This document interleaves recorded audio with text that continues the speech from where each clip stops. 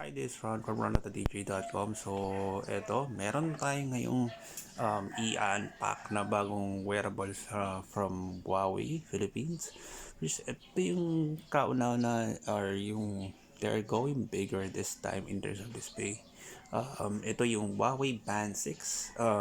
Pinagmamalaki nila dito na kung nakikita yung previously na meron full view display sa mga smartphones sila is meron na sa mga wearable. So, nakikita nyo na meron na siyang all-day SpO2 monitoring, full view display, and long battery life. And syempre, pinagmamalaki niya is yung malaking display. So, ang nakuha natin is the graphite black color. And here is the key specifications.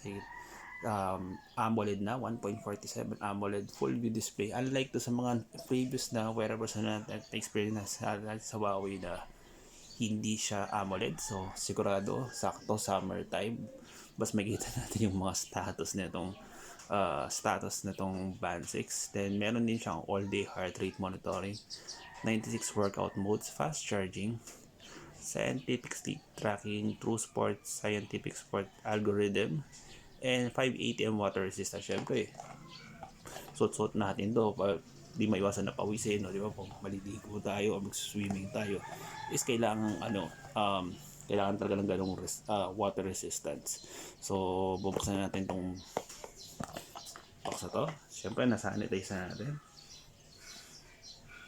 So, here it is. Medyo madikit lang. Madikit na madikit. Bagong-bago sa package. Yeah. Nalobok na natin. Tagang madikit na madikit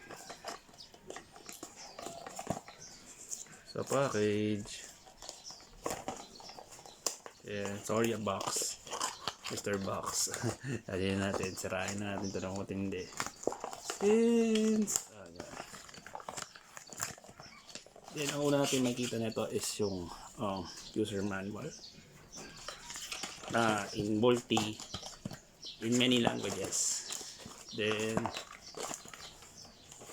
kahit talaga yung box, so talagang no choice tayo in this one. So here's the band itself. Pabuksan natin. Kung makita nyo rito, ayan, kitang-kita nyo sa camera na pero Huawei branding sa mismong sa band. And ito is parang rubber, not sure. Kasi ito yung for heart rate monitor, SpO2. Tapos ito for sure it is power button. Yan nga pa. Loading na yung Huawei. Tapos meron ng pre-applied na screen protector, which is yun, ito na yung setup. Later natin to further the video, so pakita lang natin more on the looks. Then for sure meron pa to sa loob sigurado. And this one